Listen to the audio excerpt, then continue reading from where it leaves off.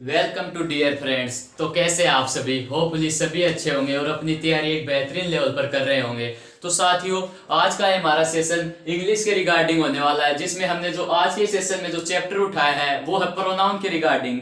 तो प्रोनाउन के बारे में बात करें तो चाहे किसी भी कम्पिटिटिव एग्जाम की तैयारी कर रहे हो जिसमें इंग्लिश लैंग्वेज आती है, उसमें आपको प्रोनाउन जो चैप्टर है उसका सामना करना ही होता है। तो अक्सर जो स्टूडेंट गलती क्या करते हैं प्रोनाउन के चैप्टर में, जो इनके रिलेटिव प्रोनाउन होते हैं, जैसे वो हो गया, वूम हो गया एंड देट हो गया, विच हो गया और वूज हो गया, इन सभी के रिगार्डिंग स्टूडेंट अक्सर कंफ्यूजन में रहते हैं कि कहां पर वो का यूज होगा और कहां पर वूम का यूज होगा और इनके क्या क्या जो केसेज है जिनमें इन सभी जो है रिलेटिव प्रोनाउन इनके यूजेज होते हैं। इन सभी के बारे में आज के इस सेशन में हम वन बाय वन चर्चा करेंगे। इससे पहले मैं आपको बता देना चाहता हूं, यदि आप चैनल पर नए हो तो चैनल को सब्सक्राइब कर ले और बेल आइकन को प्रेस कर ले ताकि आने वाले वीडियोज के नोटिफिकेशन आपको सबसे पहले प्राप्त हो सके।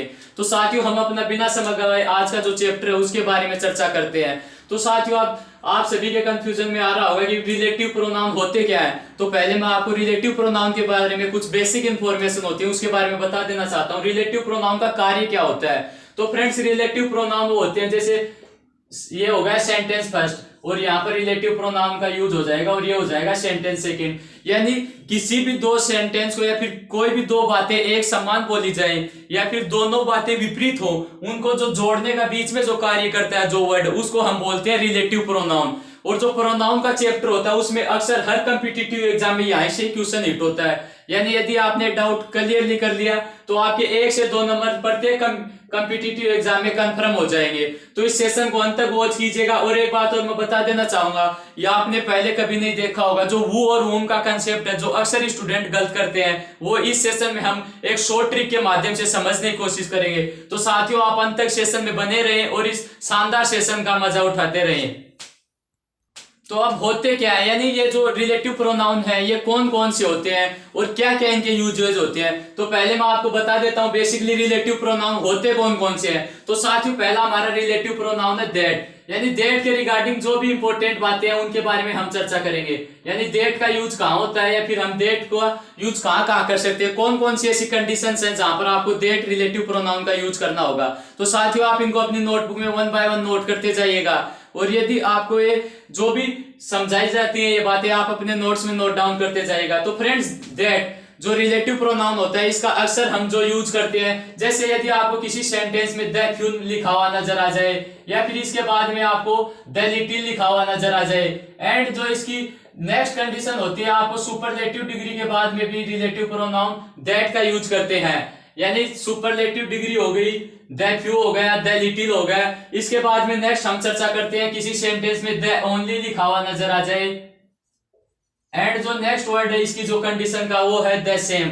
यानी आपको किसी भी सेंटेंस में ये सभी वर्ड आपको नजर आ जाए, जिसमें पहला हो गया द फ्यू हो गया एंड नेक्स्ट हो गया द लिटिल हो गया। इसके बाद में आपको किसी भी सेंटेंस में सुपरलेटिव डिग्री नजर आ जाए, सुपरलेटिव डिग्री हो गई, और द ओनली लिखा हुआ नजर आ जाए, द सेम लिखा हुआ नजर आ जाए। यानी आपको किसी भी सेंटेंस में ये सभी वर्ड्स यदि आपको नजर आते हैं तो वहां पर आप बिना कंफ्यूजन हुए आपको दैट कंजक्शन का यूज करना है। आपको उसमें कंफ्यूज नहीं होना है कि यहाँ पर विच कंजक्शन का यूज करेंगे या फिर दैट कंजक्शन वूम कंजक्शन का यूज करेंगे, वू का यूज करेंगे, वूज का यूज करेंगे। वहां पर जो हमारा दैट कंजक्शन है उसका यूज करेंगे हम। एवं इसके बाद में जो नेक्स्ट कंजक्शन है या फिर जो नेक्स्ट रिलेटिव प्रोनाउन है, यानी जो रिलेटिव प्रोनाउन होते हैं ये कंजक्शन का भी कार्य करते हैं, यानी किसी सेंटेंस को जोड़ने का कार्य करते हैं। तो नेक्स्ट है फ्रेंड्स, हम विच के बारे में चर्चा करेंगे। फ्रेंड्स, पहले आपको ये जो रिलेटिव प्रोनाउन होते हैं ये कहाँ कहाँ यूज होते हैं, क्या क्या इनकी इंपॉर्टेंट बातें हैं, क्या क्या इंपॉर्टेंट पॉइंट्स है, इनके बारे में बताया जा रहा है। देन उसके बाद में इनके क्वेश्चन किस प्रकार से एग्जाम में पूछे जाते हैं या फिर कैसे कैसे जो सेंटेंस है वो एग्जाम में अक्सर आते हैं, उनके बारे में हम वन बाय वन चर्चा करेंगे। पहले हम इनको जो कंसेप्ट है इनके उनको समझ लेते हैं कि दैट का यूज कहाँ होगा। जैसे मैंने आपको पहले बताया था, दैट का यूज पहले हम करेंगे जहां पर आपको द फ्यू लिखा हुआ नजर आ जाए, देन उसके बाद में द लिटिल लिखा हुआ नजर आ जाए, देन उसके बाद में द ओनली लिखा हुआ नजर आ जाए, सुपरलेटिव डिग्री का यूज हो किसी सेंटेंस में या फिर द सेम की कंडीशन दी हुई हो, इन सभी जगह हम दैट कंजक्शन का यूज करेंगे। नेक्स्ट जो हमारा रिलेटिव प्रोनाउन आता है वो है विच। तो विच का यूज कहाँ कहाँ होता है फ्रेंड्स। तो ये जो विच रिलेटिव प्रोनाउन है इसका यूज हम चॉइस के केस में करते हैं। अक्सर हम इसका यूज जो नॉन लिविंग थिंग्स होती हैं नॉन लिविंग थिंग्स यानी कि जो अजीवित वस्तुएं, या फिर हम ऐसे बोल सकते हैं जो चॉइस का केस होता है, चॉइस के केस में भी फ्रेंड्स हम जो विच रिलेटिव प्रोनाउन है उसका यूज करते हैं। जो चॉइस यानी आपको यदि दो व्यक्तियों में से किसी एक को चुनना हो या फिर दो से अधिक हो, यानी जिस भी सेंटेंस में आपको चॉइस का केस नजर आए या फिर चुनने का केस नजर आ जाए, उसमें हम जो विच प्रोनाउन है रिलेटिव उसका यूज करेंगे। और ये इसका जो अक्सर यूज होता है वो नॉन लिविंग थिंग्स के लिए होता है। मोस्ट ऑफ स्टूडेंट गलती यही करते हैं कि वो विच कंजक्शन की एक ही कंडीशन, जो विच रिलेटिव प्रोनाउन है उसकी एक ही बात ध्यान में रखते हैं कि जो विच रिलेटिव प्रोनाउन होता है वो नॉन लिविंग थिंग्स के लिए यूज होता है। तो फ्रेंड्स ये नॉन लिविंग थिंग्स के अलावा इसका एक और यूज है, ये यदि किसी भी सेंटेंस में आपको चॉइस का केस भी नजर आए तो वहां पर भी हम विच जो रिलेटिव प्रोनाउन है उसका यूज करेंगे। तो फ्रेंड्स इसी प्रकार से जो हमारा जो तीसरा जो रिलेटिव प्रोनाउन हो जाएगा वो फ्रेंड्स है हमारा वुज। यानी वुज का यूज कहां होता है, पहले हमने दैट के बारे में चर्चा कर ली, देन उसके बाद में हमने विच के बारे में कुछ डिस्कशन कर लिया। अब चलते हैं वुज। जो वुज रिलेटिव प्रोनाउन होता है उसका यूज कहां होता है। तो फ्रेंड्स जो वुज रिलेटिव प्रोनाउन है उसका यूज अक्सर हम देखते हैं जिसका या जिसकी, जिसका हिंदी में मीनिंग होता है जिसका या फिर जिसकी। यानी जहां पर भी किसी सेंटेंस में आपको अधिकार का बोध हो, यानी जहां पर अधिकार दर्शा जाए, ये जो सभी है ये कहां पर अधिकार शो किया गया है किस सेंटेंस में, ये सभी आपको एग्जांपल के थ्रू या फिर हम ऐसे बोल सकते हैं जो यहाँ पर एग्जाम में क्वेश्चन पूछे जाते हैं जो नो एरर वाले होते हैं या फिर जो फिल इन द ब्लैंक्स होते हैं, उन सभी के बारे में किस प्रकार से क्वेश्चन पूछे जाते हैं सभी बातें हम चर्चा करेंगे। इसके बारे में पहले हम जो हमारा नेक्स्ट जो रिलेटिव प्रोनाउन है उसके बारे में चर्चा करते हैं। फ्रेंड्स जो नेक्स्ट रिलेटिव प्रोनाउन है वो है वू। वू का यूज कहां करते हैं, वू का यूज अक्सर वू एंड वूम, ये दोनों रिलेटिव प्रोनाउन ऐसे हैं जहां पर अक्सर स्टूडेंट गलती करते हैं और उनके कंफ्यूज हो जाता है कि कहां पर वू का यूज करेंगे हम और कहां पर वूम का यूज करेंगे। तो वू के बारे में, वू और वूम के बारे में एक बात कॉमन है फ्रेंड्स, जब भी आपको सेंटेंस में जहां पर सब्जेक्ट एंटीसीडेंट लिखा हुआ नजर आ जाए, यहाँ पर जहां पर लिविंग थिंग आ जाए या फिर हम ऐसे बोल सकते हैं रिलेट, जैसे सपोज दैट यहाँ पर आपको फिल इन द ब्लैंक दिया हुआ है, यहाँ पर आपको वू या वूम दिया हुआ है, तो वू या वूम का यूज यहाँ तभी होगा जब इनसे पहले जो एंटीसीडेंट होता है। फ्रेंड्स एक बात और बता देता हूं, एंटीसीडेंट क्या होता है। एंटीसीडेंट होता है फ्रेंड्स जो पूर्व पद, यानी कि जो रिलेटिव प्रोनाउन होता है उससे पहले वाला पद एंटीसीडेंट होता है पूर्व पद। तो ये वू और वूम का यूज है जो इसका एंटीसीडेंट होता है या फिर जो इनसे पहले वाला वर्ड होता है सब्जेक्ट उनके रिगार्डिंग होता है। और अक्सर स्टूडेंट के यही कंफ्यूजन रहता है कि कहां पर वू का यूज होगा और कहां पर वूम का यूज होगा। और इस सेशन में मैं आगे आपको वू और वूम के रिगार्डिंग जो एग्जांपल होगा उसमें एक ट्रिक के माध्यम से ऐसे बताऊंगा कि यदि ये कंडीशन आपको लिखी हुई नजर आए तो हम वू का यूज करेंगे और ये कंडीशन लिखी आए तो हम वूम का यूज करेंगे। ये आपको एक लाजवाब ट्रिक के माध्यम से आपको समझाया जाएगा। तब तक फ्रेंड्स आप इनकी जो बेसिक कंडीशन है, जैसे विच का नॉन लिविंग थिंग के लिए होगा, चॉइस के लिए होगा, वू जिसका मतलब होता है जिसका या फिर जिसकी, जिसका हम अधिकार दर्शाने के लिए जिसका यूज करते हैं यहाँ पर, यानी कि जिस किसी सेंटेंस में आपको अधिकार का बोध हो वहां पर हम वूज रिलेटिव प्रोनाउन का यूज करते हैं। इसके बाद में वू और वूम हो गए, जिसका यहाँ पर वू और वूम उसी में यूज होंगे जहां पर आपको वू और वूम से पहले एंटीसीडेंट सब्जेक्ट लिखा हुआ नजर आए या फिर पर्सन लिखा हुआ नजर आए, वहां पर वू और वूम के बारे में हम चर्चा करेंगे। अब नेक्स्ट जो स्लाइड होगी फ्रेंड्स उसके बारे में जो इन सभी जो कंजक्शन के बारे में आपको जो रिलेटिव प्रोनाउन होते हैं उनके बारे में जो बेसिक बातें बताई गई हैं उनके बारे में पहले आपको ओरली बताया जाएगा और उसके बाद में कुछ एग्जांपल आपको दिए जाएंगे। उसमें आपको गेस करना है कि इसमें वू आएगा, वूम आएगा, दैट आएगा, विच आएगा। ये सभी बातें इस सेशन में आगे होने वाली है। तब तक फ्रेंड्स हम इनके जो 1 बाय 1 एग्जांपल है वो नोट करते हुए चलते हैं। तो फ्रेंड्स फर्स्ट ऑफ ऑल आपको जो रिलेटिव प्रोनाउन होते हैं उनकी जो बेसिक इंफॉर्मेशन होती है या फिर जो कहाँ यूज होते हैं वो पहले आपको बता दिया गया था। अब जो उनके एग्जाम्पल कुछ आपके सामने नोट डाउन है, तो पहले आप इन एग्जाम्पल को केयरफुली पढ़िए और उसके बाद में गेस करिए कि यहाँ पर वू का यूज होगा, वूम का यूज होगा, देन विच का यूज होगा या फिर दैट का यूज होगा।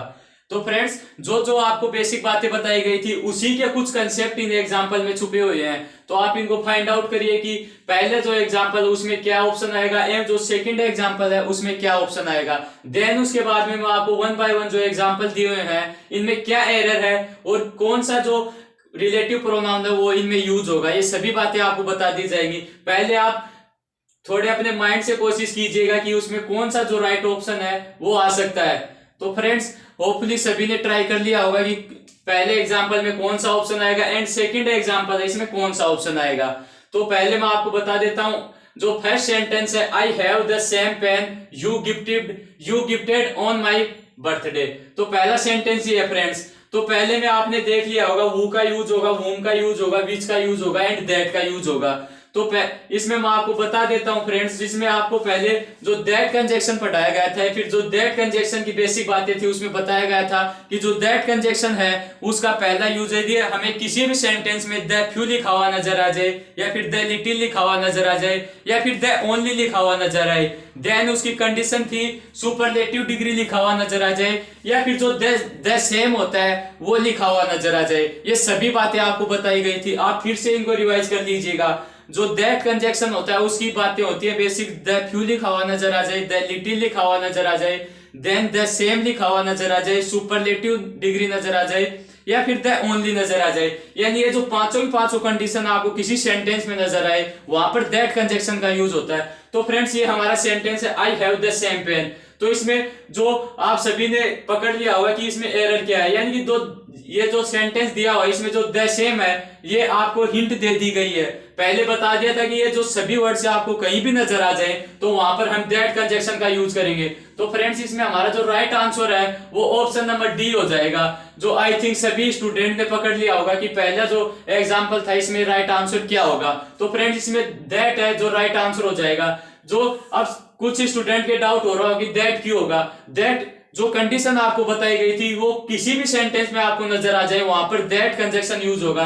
देन उसके बाद में जो विच ऑप्शन है इसके बारे में मैं कुछ बेसिक डिटेल आपको बता देता हूं। विच कंजक्शन है उसका यूज आपको किसी भी सेंटेंस में नॉन लिविंग थिंग नजर आ जाए, या फिर किसी भी सेंटेंस में आपको चॉइस का केस नजर आ जाए, यानी कि दो या फिर दो से अधिक, यानी जितनी हो उतनी में से आपको चॉइस यानी चुनने का यदि बोध हो तो वहां पर हम विच कंजक्शन का यूज करते हैं। और हु और whom के बारे में आपको पहले बता दिया गया था कि जहां पर सब्जेक्ट आपको एंटीसीडेंट नजर आएगा, यानी किसी भी रिलेटिव प्रोनाउन से पहले सब्जेक्ट यदि एंटीसीडेंट आता है, या फिर जहां पर सब्जेक्ट के बारे में बात की जाती है वहां पर हम हु और whom कंजक्शन का यूज करते हैं। इसके बारे में एक बेहतरीन ट्रिक के माध्यम से जो हमारा नेक्स्ट एग्जाम्पल होगा या फिर जो नेक्स्ट स्लाइड में एग्जाम्पल होने वाला है उसके बारे में चर्चा करेंगे। इससे पहले जो हमारा नेक्स्ट सेकंड एग्जाम्पल है उसके बारे में फ्रेंड्स हम चर्चा करते हैं। आपने फिर से जो सेकंड एग्जांपल है इसको ध्यानपूर्वक पढ़ लीजिएगा एवं इसमें फाइंड आउट कीजिएगा कि कौन सा ऑप्शन इसमें राइट ऑप्शन है। इसमें पहला ऑप्शन दिया गया है हु, नेक्स्ट ऑप्शन है whom, जो थर्ड ऑप्शन है वो विच एंड फोर्थ ऑप्शन है whose।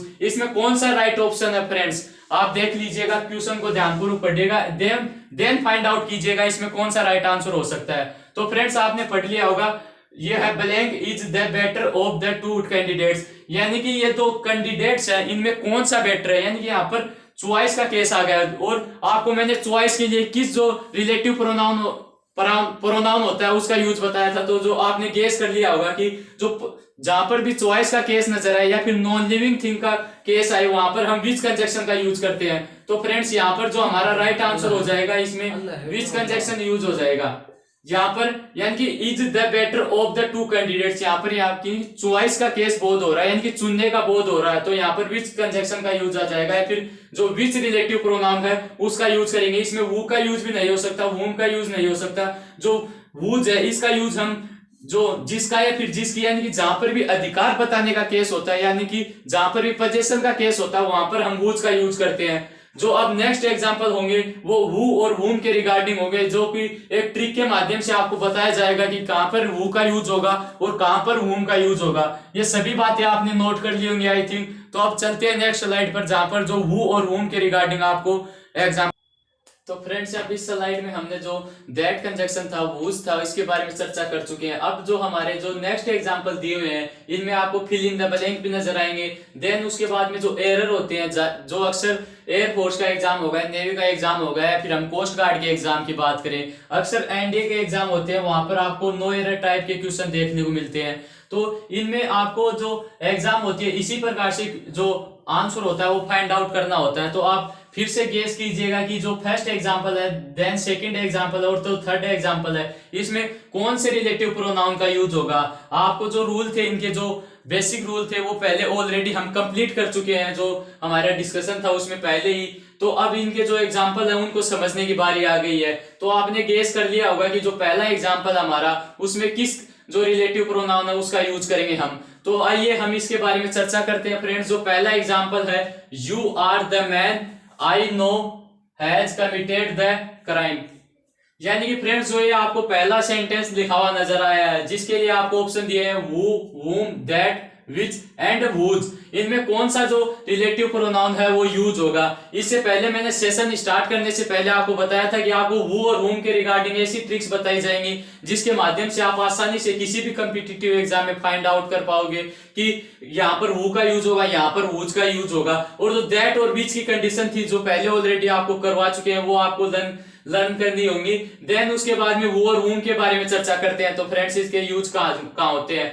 तो इसमें फ्रेंड्स जो भी सेंटेंस आपको लिखा हुआ नजर आए, फर्स्ट ऑफ ऑल उसमें आपको सब्जेक्ट कितने हैं वो काउंट करने होंगे। नेक्स्ट बात है उसमें जो वर्ब है वो कितनी होंगी वो काउंट करनी होगी। यानी कि जो सेंटेंस है उसमें कितनी बार सब्जेक्ट का यूज होगा और कितनी बार वर्ब का यूज होगा, पहले आपको ये फाउंड आउट करना होगा। उसके बाद में मैं आपको बता दूंगा कि कहां पर जो यदि वर्ब और सब्जेक्ट बराबर आ जाए तो किस कंजक्शन का या फिर किस रिलेटिव प्रोनाउन का यूज होगा, और यदि वर्ब ज्यादा आ जाए सब्जेक्ट कम आ जाए या फिर सब्जेक्ट ज्यादा आ जाए वर्ब कम आ जाए वहां पर किस कंजक्शन का यूज करना होगा या फिर किस रिलेटिव प्रोनाउन का यूज करेंगे हम, वो बातें आपको बताऊंगा। तो फ्रेंड्स पहले हम इसमें सब्जेक्ट कितने हैं वर्ब कितने हैं उनके बारे में वन बाय वन काउंट करते हैं। तो फ्रेंड्स ये हमारा पहला सेंटेंस है जिसमें हम सब्जेक्ट फर्स्ट हो गया ये, देन उसके बाद में चलते हैं फ्रेंड्स आई, ये हमारा सब्जेक्ट सेकंड हो गया, then know has committed the crime. यानी कि इस सेंटेंस में आपको दो ही सब्जेक्ट नजर आ रहे हैं, you are the man. The man तो ऑब्जेक्ट का कार्य कर रहा है यहाँ पर,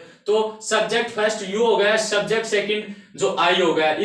इसके बाद में हम जो वर्ब है उनके बारे में काउंट करेंगे, जिसमें हमारी पहली वर्ब हो गई आर, देन उसके बाद में नेक्स्ट वर्ब दे रखी है नो, और जो थर्ड वर्ब दे रखी है हैज कमिटेड। यानी कि जो हेल्पिंग वर्ब होती है और मेन वर्ब होती है, हम दोनों को ही एक ही वर्ब काउंट करेंगे। यानी कि ये हमारी वर्ब थर्ड हो जाएगी हैज कमिटेड। यानी कि जो हेल्पिंग वर्ब और मेन वर्ब आपको दोनों कहीं भी नजर आए तो इनको अलग अलग डिवाइड गिनने की बजाय आप सिंगली काउंट करना है कि यहाँ पर हैज कमिटेड, यानी कि जो हेल्पिंग वर्ब है और जो मेन वर्ब है वो एक ही होगी। यानी कि इसमें आपको दो सब्जेक्ट नजर आ रहे हैं और तीन वर्ब नजर आ रहे हैं। तो आपके ये डाउट बन रहा होगा कि इसमें who का यूज होगा या फिर whom का यूज होगा। फ्रेंड्स इसमें that का यूज तो होगा नहीं, क्योंकि that की जो बेसिक बातें थी, the few हो गया, the little हो गया, सुपरलेटिव डिग्री हो गया, the same हो गया, ये कंडीशन थी। which की कंडीशन थी, चॉइस का केस हो गया, नॉन लिविंग थिंग हो गई, और जो whose है जिसका यूज होता है पजेशन के लिए या फिर अधिकार शो करने के लिए हम whose का यूज करते हैं। तो अब बात हमारी आकर रुक जाती है who और whom के रिगार्डिंग, यानी कि इसमें who का यूज कब होगा और whom का यूज कब होगा।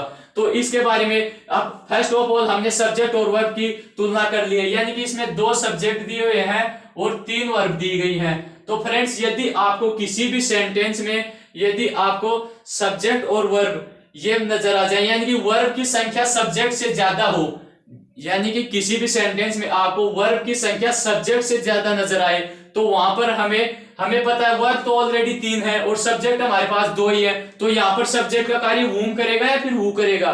जो whom होता है वो ऑलरेडी who का ऑब्जेक्ट होता है। फ्रेंड्स एक बात और मैं आपको बता देता हूँ, मोस्ट ऑफ स्टूडेंट को ये बात पता भी नहीं होगी कि who होता क्या है। अक्सर who होता है, who तो होता है सब्जेक्ट, और जो who का ऑब्जेक्ट होता है वो होता है whom, यानी कि जो who का ऑब्जेक्ट होता है वो whom होता है। तो यहाँ पर हम whom का यूज तो कर सकते नहीं, क्योंकि यहाँ पर whom है जो ऑब्जेक्ट का कार्य करेगा, और ऑलरेडी हमें तीन वर्ब दे रखी है और दो सब्जेक्ट दे रखे हैं। तो यहाँ पर हमारे पास एक सब्जेक्ट की कमी है, तो हम सब्जेक्ट के लिए यहाँ पर who का यूज करेंगे। तो फ्रेंड्स आई थिंक आपको समझ में आ गया होगा कि यहाँ पर who का यूज क्यों होगा। यानी कि आपको इस सेंटेंस में दो सब्जेक्ट दिए हुए थे और तीन वर्ब, यानी हमें इस सेंटेंस में एक सब्जेक्ट की और रिक्वायर्ड थी, यानी कि एक सब्जेक्ट की आवश्यकता थी।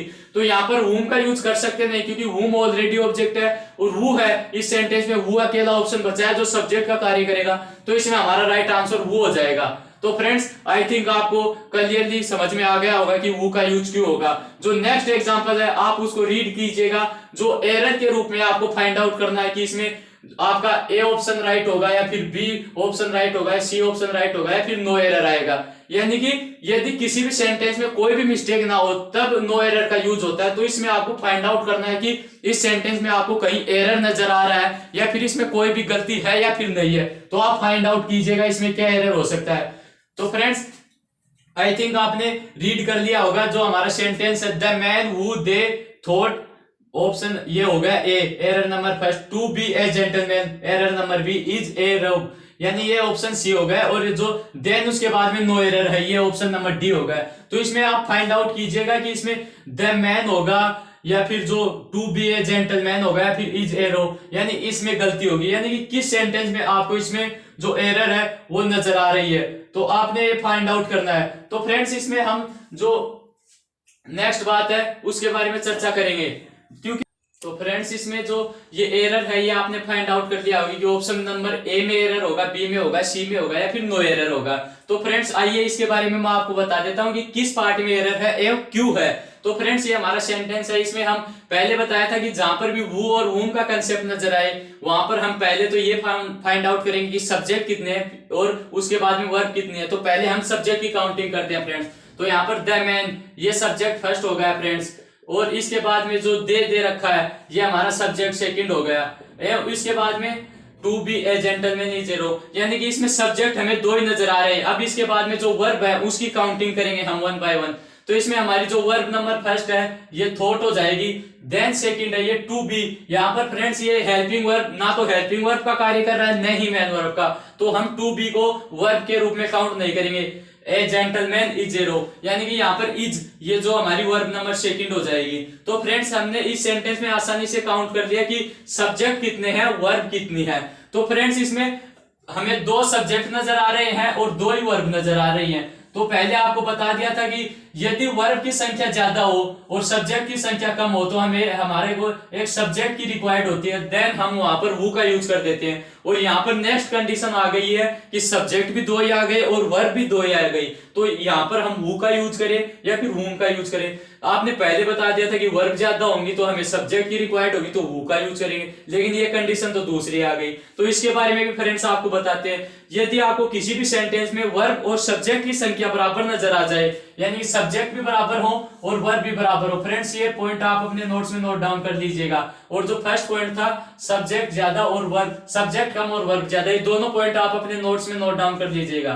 तो फ्रेंड्स बात आती है सब्जेक्ट भी बराबर हो और वर्ब भी बराबर हो, तो वहां पर हम वू की बजाय हम वूम का यूज करेंगे फ्रेंड्स। तो यहाँ पर इसमें हमारा जो ए पार्ट है उसमें एरर हो जाएगा, क्योंकि हमें सब्जेक्ट की रिक्वायर्ड तो है नहीं, हमारे पास वर्ब भी बराबर है और सब्जेक्ट भी बराबर है, तो वू का यूज ना करके हम इस सेंटेंस में वूम का यूज करेंगे। तो फ्रेंड्स इसमें ए पार्ट में एरर हो जाएगा, यानी कि वू की जगह हम वूम आंसर करेंगे और इसमें दे रखा वू, तो हमारा ए आंसर राइट हो जाएगा। इसके बाद में जो नेक्स्ट थर्ड सेंटेंस आपको दे रखा है उसमें आप फिर से फाइंड आउट कीजिएगा कि इसमें student which failed in the exam have to take the course again, यानी कि ये जो थर्ड एग्जांपल आपको दे रखा है इसमें फाइंड आउट करना है कि इसमें कौन सा राइट आंसर होगा, ऑप्शन नंबर ए होगा, ऑप्शन नंबर बी होगा या फिर ऑप्शन नंबर सी होगा या फिर नो एरर होगा।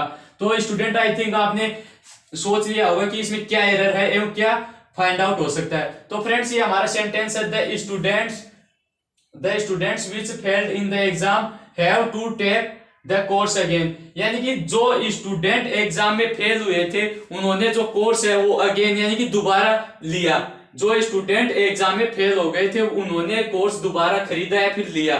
तो फ्रेंड्स इसमें जो फेल्ड है ये यहाँ पर वर्ब का कार्य कर रहा है। आप सभी को पता है फेल्ड यानी कि फेल की सेकंड वर्ब दे रखी है, सेकंड फॉर्म दे रखी है फेल्ड। तो यहाँ पर फ्रेंड्स इससे पहले जो ये जो रिलेटिव प्रोनाउन होता है, इससे पहले मैंने आपको जो इसके जो रूल थे उनके में बताया था कि जहां पर भी रिलेटिव प्रोनाउन से पहले यदि आपको सब्जेक्ट एंटीसीडेंट लिखा हुआ नजर आए, यानी कि द स्टूडेंट्स विच फेल्ड, यानी कि फेल्ड एग्जाम में कौन फेल हुए थे यानी कि स्टूडेंट, तो स्टूडेंट के लिए हमें जो इनका सब्जेक्ट है उसके बारे में हम यूज करेंगे। तो इसमें विच का यूज था चॉइस के लिए या फिर नॉन लिविंग थिंग के लिए, तो यहाँ पर विच का यूज नहीं होगा फ्रेंड्स। तो इसमें हमारा आंसर हो जाएगा ए राइट आंसर, क्योंकि इसमें विच का यूज नहीं हो सकता। इससे रिलेटिव प्रोनाउन से पहले जो एंटीसीडेंट है वो सब्जेक्ट दे रखा है, तो सब्जेक्ट के अकॉर्डिंग विच का यूज ना करके फ्रेंड्स तो हम इसमें वू का यूज करेंगे। तो इसमें फ्रेंड्स वो राइट आंसर हो जाएगा, यानी कि ए जो पार्ट है उसमें एरर हो जाएगा, विच की बजाय वो का यूज होगा। विच तो चॉइस के केस में और नॉन लिविंग थिंग के लिए होता है, और वो है जो इससे पहले जो एंटीसीडेंट होता है उसके रिगार्डिंग। और इसमें दे रखा फेल, यानी कि जो स्टूडेंट फेल हुए थे तो स्टूडेंट के बारे में चर्चा की जा रही थी, तो वो का यूज करेंगे। एवं इसके बाद में जो बच गया आपका वूज बच गया, और वू के रिगार्डिंग और भी एक जो पॉइंट बनता है, अक्सर हर एग्जाम में देखते हैं कि यहाँ से क्वेश्चन पुटअप होने के चांसेस ज्यादा बन चुके हैं, तो उनके बारे में भी हम जो नेक्स्ट स्लाइड है उसमें 2-3 एग्जाम्पल लेकर उनको समझने की कोशिश करेंगे। फ्रेंड्स तो अब ये कुछ एग्जाम्पल और आपके सामने, यदि आपने ये एग्जाम्पल और आसानी से क्लियर कर लिए तो आपके वू, वूज, वूम और जो आपका विच जो रिलेटिव प्रोनाउन होते हैं उनके रिगार्डिंग शायद ही कोई डाउट बचेगा। तो इसमें आप इन दोनों सेंटेंस को या फिर इन दोनों एग्जाम्पल को आप ध्यानपूर्वक पढ़िएगा एवं उसके बाद में फाइंड आउट कीजिएगा कि कौन सा राइट आंसर हो सकता है या फिर कौन सा जो रिलेटिव प्रोनाउन है वो इनमें यूज होगा। तो फ्रेंड्स यदि आपको सेशन पसंद आ रहा हो तो सेशन को लाइक कीजिएगा और अपने दोस्तों के साथ भी ज्यादा से ज्यादा शेयर कीजिएगा, ताकि जो आने वाले नोटिफिकेशन है वीडियोज के उन सभी के लिए पहुंच सके। तो साथियों ये जो नेक्स्ट हमारा एग्जांपल है ये है the boy blank money was lost felt sorry, यानी कि ये जो हमारा नेक्स्ट एग्जांपल है इसमें वू, वूज, वूम, दैट ये आपको ऑप्शन दे रखे हैं। तो इसमें आपको फाइंड आउट करना है कि कौन सा राइट आंसर होगा या फिर कौन सा ऑप्शन है वो इसके लिए सुटेबल हो सकता है। तो फ्रेंड्स द बॉय यानी कि कौन सा बॉय, मनी वॉज लॉस्ट यानी कि जिसकी मनी खो गई थी, यानी कि इसमें बॉय के ऊपर फोर्स किया गया है या फिर बॉय के ऊपर जो पोजीशन है अधिकार शो किया गया है, यानी कि कौन सा लड़का, हम ऐसे बोलते हैं कौन सा लड़का, वो लड़का जिसकी मनी खो गई है यानी कि जिनका धन खो गया। तो इसमें बॉय के ऊपर जो अधिकार है वो शो हो रहा है। तो इसमें मैंने आपको बताया था अधिकार जहां भी शो हो वहां पर हम वूज जो रिलेटिव प्रोनाउन है उसका यूज करेंगे। तो फ्रेंड्स यहाँ पर हमारा राइट आंसर हो जाएगा ऑप्शन नंबर बी, यानी कि वूज है वो राइट आंसर हो जाएगा। तो फ्रेंड्स ये इसके बाद में जो नेक्स्ट एग्जांपल और दे रखा है जो अक्सर एग्जाम में यहाँ से भी डायरेक्ट क्वेश्चन हिट होने लग गया है। मोस्ट ऑफ स्टूडेंट क्या करते हैं वो वू और वूम का वैसे यूज पढ़ लेते हैं, बट ये जो नेक्स्ट रूल है या फिर हम ऐसे बोल सकते हैं ये एक एक्सेप्शन है, यानी कि ये जो नेक्स्ट एग्जांपल है ये भी बेहद ही इंपॉर्टेंट है। यहाँ से भी अक्सर एग्जाम में क्वेश्चन हिट होने के ज्यादा से ज्यादा चांसेस होते हैं। तो फ्रेंड्स आप पहले इसमें गेस कीजिएगा कि कौन सा राइट आंसर हो सकता है, देन उसके बाद में मैं आपको बताऊंगा कि इसमें क्या एरर है एवं क्यों है। तो फ्रेंड्स आई थिंक आपने पढ़ लिया होगा, it is I who is going to attend the seminar, यानी कि ये सेंटेंस आपको लिखा हुआ नजर आ रहा है। तो इसमें it is I who is going to attend the seminar. तो फ्रेंड्स आपको कुछ ऐसी चीजें सीखनी है जिससे आप और स्टूडेंट से एक्स्ट्रा ऑर्डिनरी हो सके। मोस्ट ऑफ स्टूडेंट जहां पर वर्ब और सब्जेक्ट बराबर होते हैं वहां पर वूम का यूज कर देते हैं, और जहां पर वर्ब ज्यादा और सब्जेक्ट कम हो वहां पर वू का यूज कर देते हैं। बट ऐसा कुछ एग्जाम्पल उनके सामने नजर आए तो उनके कंफ्यूज हो जाता है कि यहाँ पर ऑप्शन नंबर ए में एरर होगा, बी में होगा, सी में होगा या फिर नो एरर होगा। तो मैं आपको बता देता हूं कि इसमें क्या एरर है एवं क्यों है। तो फ्रेंड्स मैंने आपको बताया था कि जहां पर भी आपको रिलेटिव प्रोनाउन लिखा हुआ नजर आए उससे पहले जो सब्जेक्ट है, जो एंटीसीडेंट होता है वो सब्जेक्ट होता है, और जो एंटीसीडेंट होगा इसमें इंपॉर्टेंट बात यही है कि फ्रेंड्स जो सब्जेक्ट होता है वो जो इसके बाद में जो रिलेटिव प्रोनाउन होता है उसके बाद में जो वर्ब का यूज होता है वो इस जो रिलेटिव प्रोनाउन से पहले जो सब्जेक्ट होता है उसके अकॉर्डिंग ही यहाँ पर जो वर्ब है उसका यूज होगा। तो फ्रेंड्स इसका जो स्ट्रक्चर बनता क्या है, जैसे इट, यहाँ पर इट है जो एम्फेसाइज करता है, यानी कि यहाँ पर जो इट है वो आई के ऊपर एम्फेसाइज कर रहा है या फिर यहाँ पर फोर्स डाल रहा है, यानी इट इज आई, ये वो मैं ही हूं जो जा रहा हूं अटेंड द सेमिनार, यानी कि वो मैं ही हूं जो सेमिनार को अटेंड करने जा रहा हूं। यानी कि इसमें इट का जो फोर्स है वो आई के ऊपर हो रहा है, यानी कि हम इसको एम्फेसाइज इट के रूप में भी जानते हैं, इस रूल को हम एम्फेसाइज इट के रूप में भी जानते हैं, यानी कि वो मैं ही हूं जो सेमिनार को अटेंड करने जा रहा हूं। तो यहाँ पर इट है वो आई के ऊपर फोर्स कर रहा है, तो आई के अकॉर्डिंग यहाँ पर रिलेटिव प्रोनाउन आपको जो भी नजर आए या फिर सेंटेंस में जहां पर भी आपको वो रिलेटिव प्रोनाउन नजर आ जाए उससे पहले आपको ये देखना है कि इससे जो फर्स्ट है वो सब्जेक्ट क्या है और उस सब्जेक्ट के अकॉर्डिंग ही आप वर्ब का यूज करोगे। तो friends it is I who is going to the seminar, तो इसमें आई के अकॉर्डिंग इज वर्ब आ नहीं सकती, तो यहाँ पर हमारा जो बी ऑप्शन है वो राइट हो जाएगा। इसमें आई के अकॉर्डिंग हम जो एम हेल्पिंग वर्ब है उसका यूज होगा। तो फ्रेंड्स इट इज आई वो मैं ही हूं जो जा रहा हूं to attend the seminar, seminar को अटेंड करने के लिए। यानी कि इसमें आई का पूरा पूरा फोर्स इस वर्क के ऊपर पड़ रहा है, यानी कि आई के अकॉर्डिंग ही हम वर्क का यूज करेंगे। यदि यहाँ पर अदर कोई एग्जाम, इट इज ही, यह वह है, यानी कि यहाँ पर ही के ऊपर फोर्स होता तो यहाँ पर हमारा जो इज है वो हेल्पिंग वर्ब के रूप में सही हो जाता है, क्योंकि ही के अकॉर्डिंग इज ही आएगा। बट यहाँ पर आई दे रखा था तो आई के साथ आपको पता है एम जो हेल्पिंग वर्ब है वो काम में ली जाती है, तो यहाँ पर हमारा बी ऑप्शन राइट हो जाएगा, यानी कि आई के अकॉर्डिंग एम का यूज होगा। तो आपको चाहे किसी भी एग्जाम्पल में यदि रिलेटिव प्रोनाउन से पहले जो सब्जेक्ट दे रखा होगा उसके अकॉर्डिंग आपको जो वर्ब है उसका यूज करना होगा। तो फ्रेंड्स, जो प्रोनाउन के रिगार्डिंग जो रिलेटिव प्रोनाउन थे वो हो गया, whom हो गया, which हो गया, whose हो गया, then that हो गया, इन सभी के बारे में जो इनके रूल थे वो भी हमने कंप्लीटली डिटेल वाइज पढ़ लिए हैं, और जो इनके एग्जाम्पल थे उनको थोड़े भी हमने इनको समझने की कोशिश कर ली थी।